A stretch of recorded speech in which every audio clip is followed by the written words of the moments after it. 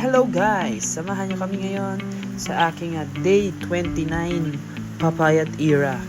Tatakbo tayo kaya dito sa Dabilan.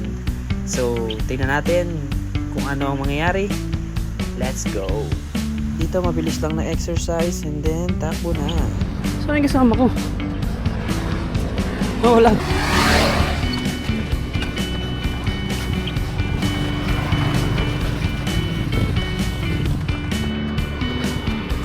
Hirap na pagpataas? Ha? Ang bigat, no? Oo. Saan mo yung ahon namin? Ahon kami dyan. Wala pang ano 500 eh. Ahon na.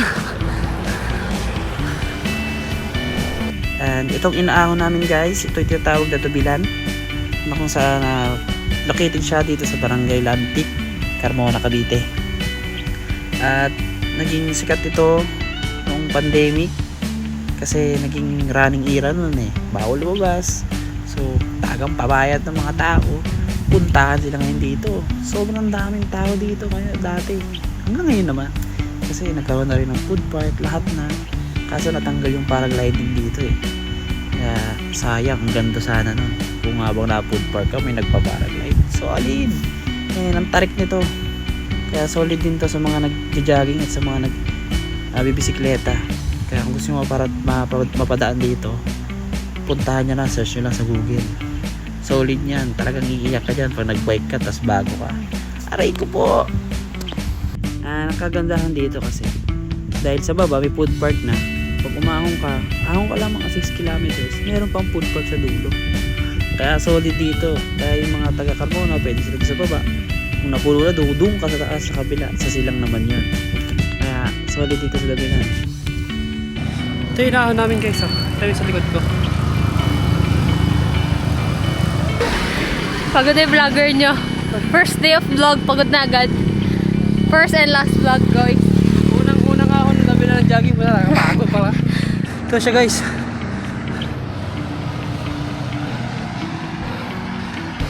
Tok-tok na kami. Tutuloy ba natin sa pangalawang Dabilan? O hanggang dito na lang? Pero ang ganda ng view. Mag-Jollibee? Ulit?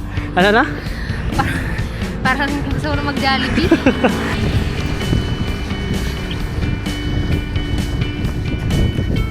Ako na guys. Ano? Pasok ko. Aray ko. Grabe na. The dedication. The determination.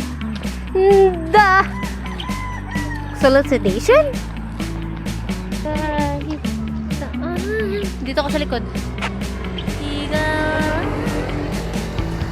Boy.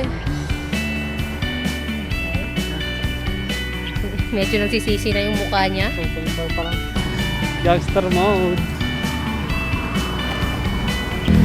Balik na kami guys. It's 3 kilometers. Kaso maambon. Ano? Balik. Ano maakas yung ambon boss?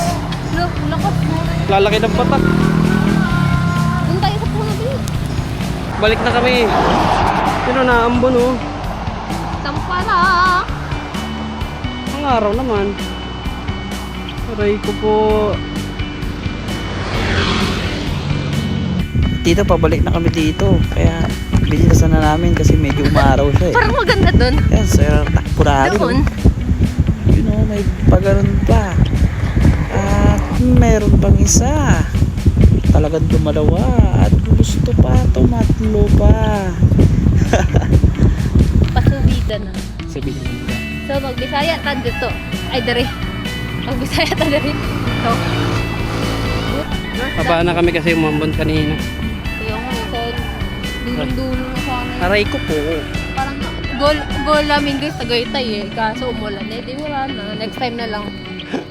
At dito sa part na to, ginabi na kami. Pero actually, 5.91 kilometers na kami dito. Malapit na kami dun sa parkingan.